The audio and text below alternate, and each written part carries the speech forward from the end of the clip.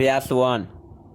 हमारे देश में पहली पंचवर्षीय योजना में और दूसरी पंचवर्षीय योजना में औद्योगिक विकास की ओर विशेष ध्यान रखा गया और बहुत सोच समझकर उसके लक्ष्य निर्धारित किए गए।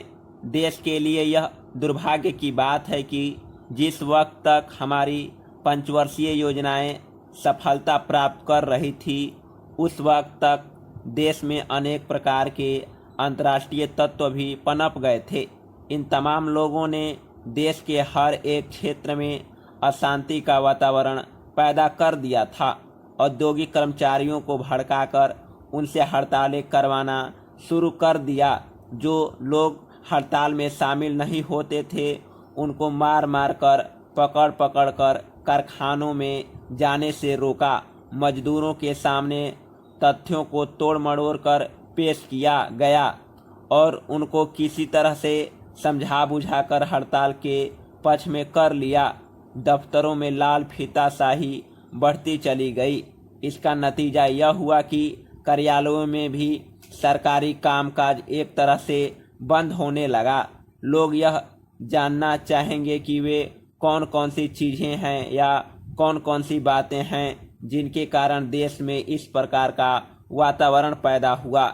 इन तमाम बातों पर विचार करने के बाद घुमा फिरा कर यही बात लोग कहेंगे कि इसके लिए देश के अंदर और बाहर एक भारी षड्यंत्र रचा जा रहा था। देश में प्रजातंत्र के नाम पर प्रजातंत्र के विरुद्ध जो वातावरण तैयार कर दिया गया था, उसके फलस्वरूप तृतीय पंचवर्षीय योजना काल में ही प्रगति की गति धीमी होने लगी थी। इसका नतीजा यह है कि द्वितीय पंचवर्षीय योजना के लक्ष्य प्राप्त कर लेने के बाद और तृतीय पंचवर्षीय योजना की रूपरेखा तैयार हो जाने के बाद भी चतुर्थ योजना काल में 100% लक्ष्यों की प्राप्ति नहीं हो सकी।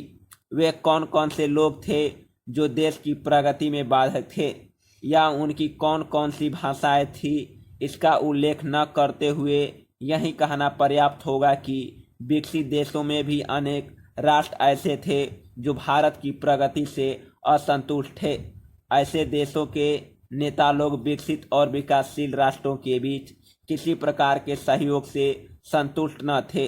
अतः भारत सरकार ने देश की प्रगति में बाधक तत्वों को सबक सिखाने और देश की प्रगति के मार्ग पर अग्रसर करने के लिए देश में आपातकालीन स्थिति की घोषणा की। सरकार इस निश्चय पर पहुंची कि यह देश प्रगति कर सकता है, परंतु यह जब तक कि ऐसे असामाजिक तत्वों पर रोक लगाई जाए। आपातकालीन घोषणा करके सरकार ने ऐसी अंतर्राष्ट्रीय गतिविधियों पर रोक लगा दी। देश में जीवन के हर क्षेत्र में उपेक्षित प्रगति हो रही है। यह कहना न तो यतियोक्ति होगी, न ही छोटा मुंह बड़ी बात होगी। जो लोग अप्रत्याशित महंगाई और तोड़फोड़ की कार्रवाई से धूल मिलकर नष्ट हो रहे थे, इसे नए वातावरण ने उनको दिलों को हिला कर रख दिया और वे चैन की सांस लेने लगे हैं और आशावान हैं।